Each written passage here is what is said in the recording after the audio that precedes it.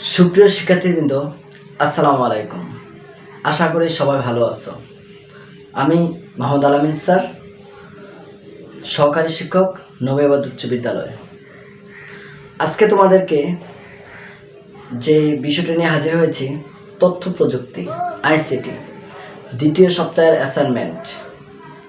আজকে তোমাদেরকে আমি দ্বিতীয় সপ্তাহে যে অ্যাসাইনমেন্টগুলো দেওয়া হয়েছে সেগুলো নিয়ে আলোচনা করব। দ্বিতীয় সপ্তাহের অ্যাসাইনমেন্টে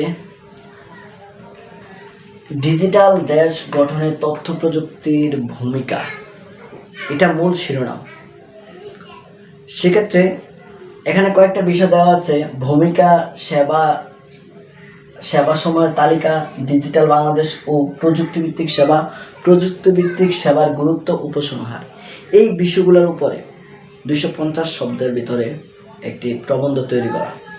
আজকে তোমাদেরকে সেটা নিয়ে আলোচনা করব। এই প্রবন্ধে আমি তোমাদেরকে স্ক্রিনে আমি দিয়ে রাখবো, সেটা নিয়ে আলোচনা করব। একজন ব্যক্তি সরকারের গৃহীত তথ্য যোগাযোগ ভিত্তিক সেবা থেকে কিভাবে সহযোগিতা পেতে পারেন, বিষয়টি একটি শিরোনাম দিয়ে 250 শব্দের মধ্যে একটি প্রবন্ধ লিখো। প্রবন্ধে যা যা থাকবে: ভূমিকা, সেবা সময়ের তালিকা, ডিজিটাল বাংলাদেশ ও প্রযুক্তি সেবা, প্রযুক্তিভিত্তিক সেবার গুরুত্ব, উপসংহার।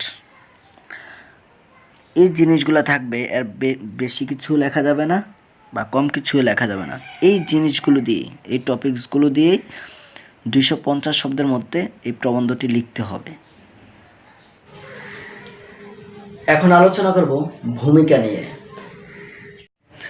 ডিজিটাল দেশ গঠনে তথ্য প্রযুক্তির ভূমিকা, এটা টাইটেল দিতে হবে। উপরে এটা সুন্দর করে টাইটেল দিয়ে দিও। ভূমিকা: তথ্যের তৈরি, সংরক্ষণ, বিনিময়, যোগাযোগ, পুনরুদ্ধার ইত্যাদি যে ডিজিটাল প্রযুক্তির ব্যবহৃত হয় তাকে তথ্য ও যোগাযোগ প্রযুক্তি বলে। তথ্য প্রযুক্তির ব্যবহার আমাদের জীবন মানকে উন্নত করেছে, আমাদের জীবনযাত্রাকে দ্রুত ও আরামদায়ক করেছে। এই জন্য আমাদের জীবনে তথ্যের গুরুত্ব অনেক। আমাদের ব্যক্তিগত, সামাজিক ও রাষ্ট্রীয় জীবনে তথ্য বিনিময়ের মাধ্যমে আমরা নিরাপদ থাকতে পারি, ভালোভাবে বাঁচতে এবং বিপদ থেকে রক্ষা পেতে পারি।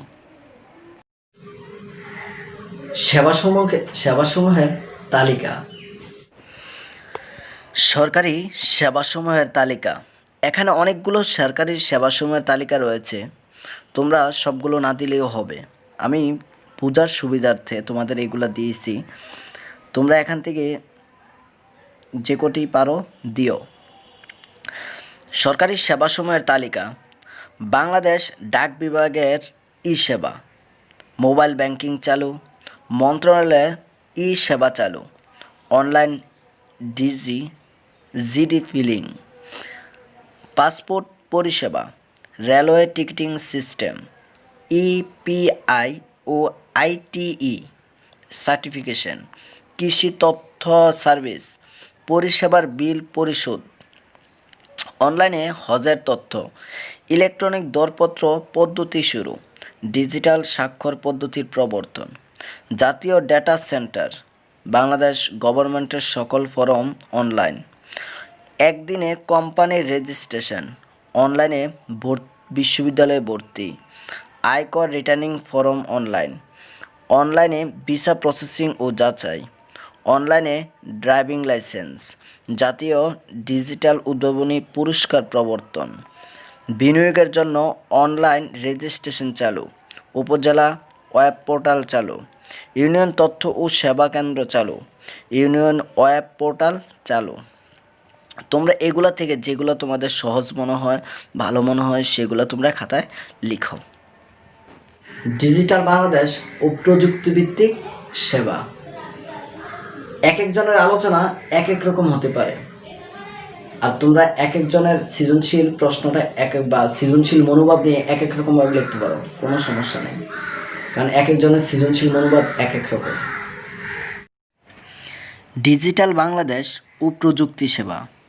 ডিজিটাল বাংলাদেশের ধারণাটি নলেজ বেস সোসাইটিকে কেন্দ্র করে প্রতিষ্ঠিত।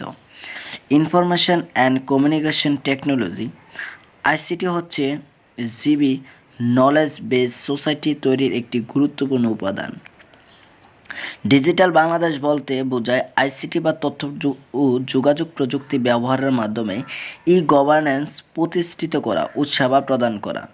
ডিজিটাল বাংলাদেশ গড়ার লক্ষ্যে যেসব কর্মসূচি নেওয়া হয়েছে তার মধ্যে উল্লেখযোগ্য হলো সরকারের কাজ করার পদ্ধতি ডিজিটাল করা, জনগণের দোরগোড়ায় সেবা পৌঁছানো, ডিজিটাল ভূমি ব্যবস্থার বিচার ব্যবস্থা, ডিজিটাল স্বাস্থ্যসেবা, ডিজিটাল নিরাপত্তা ও প্রতিরক্ষা ব্যবস্থা, ডিজিটাল ব্যবস্থাকে ডিজিটাল করা, শিক্ষা ব্যবস্থাকে ডিজিটাল করা, কৃষি শিল্প ও বাণিজ্য ব্যবস্থার ডিজিটাল রূপান্তর, যোগাযোগ ব্যবস্থায় ডিজিটাল পদ্ধতির প্রচলন করা, তথ্যের অবাধ চলাচল জন্য ডিজিটাল ব্যবস্থা গ্রহণ করা।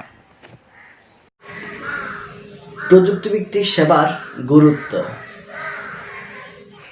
প্রযুক্তিভিত্তিক সেবার গুরুত্ব। সম্প্রতি আর্মেনিয়ার বিসিজি সিনিয়র পার্টনার ও global leader for digital government Miguel কারারসোকু বলেন, প্রযুক্তি কর্মসংস্থান তৈরি করে।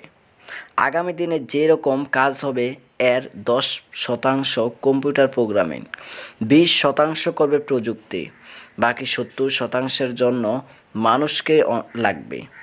অনলাইন লার্নিং প্ল্যাটফর্ম কোর্সেরার বৈশ্বিক দক্ষতা সূচক বাও গ্লোবাল স্কিল ইন্ডেক্স 2019 জিএসআই অনুযায়ী প্রযুক্তিগত দক্ষতার দিক থেকে অপারেটিং সিস্টেম, সফটওয়্যার ইঞ্জিনিয়ারিংয়ের মতো ক্ষেত্রে ভালো করেছে বাংলাদেশ। ওই এলাকায় বাংলাদেশ সহ এশিয়া প্রশান্ত মহাসাগরীয় অঞ্চলের দেশগুলোর পারফরম্যান্স তুলে ধরা হয়েছে। ওই সূচকে দেখানো হয়েছে 90% উন্নয়নশীল অর্থনৈতিক এখন ক্রিটিক্যাল স্কিল বা জটিল দক্ষতা অর্জনের ক্ষেত্রে পিছনে গড়ে যাচ্ছে বা ঝুঁকিতে পড়েছে। এই ক্ষেত্রে প্রযুক্তিগত দক্ষতার ক্ষেত্রে ভালো করেছে বাংলাদেশ। তথ্য প্রযুক্তি প্রতিমন্ত্রী জুনায়েদ আহমেদ পলকের ভাষ্য বর্তমানে বাংলাদেশের তথ্য ও যোগাযোগ প্রযুক্তি আইসিটি খাতের আয় $100 কোটি। 2021 সাল নাগাদ এ আয় $500 কোটি উত্তীর্ণ করার লক্ষ্যে নির্ধারণ করা হয়েছে। আমরা প্রযুক্তির কেন্দ্রীকরণ করেছি। এই জন্য দেশব্যাপী 28টি হাইটেক পার্ক করা হয়েছে। এখানে আমাদের সবার একটাই ইচ্ছা, তা হচ্ছে অর্থনৈতিক সামাজিক উন্নয়নে প্রযুক্তি ব্যবহার করা। এই প্রযুক্তি সেবার গুরুত্ব এক একজনে এক এক রকমভাবে লিখতে পারে। এই নিয়ে কোনো সমস্যা হবে না, কারণ এক একজনের সৃজনশীলতা এক এক রকমের। উপসংহার, তোমরা যার যেভাবে ভালো মনে হয় সেভাবে উত্তর দিও।